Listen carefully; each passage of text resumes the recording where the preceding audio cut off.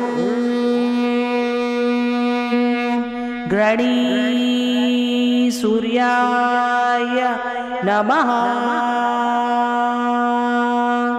ॐ ग्रणी सूर्याय नमः। ॐ ग्रणी सूर्याय नमः। ॐ ग्रणी सूर्याय नमः। ॐ ग्रणी सूर्याय नमः। ॐ ग्रणी सूर्याय नमः। ॐ ग्रणी सूर्याय नमः। ॐ ग्रणी सूर्याय नमः। ॐ ग्रणी सूर्याय नमः। ॐ ग्रणी सूर्याय नमः। ॐ ग्रणी सूर्याय नमः।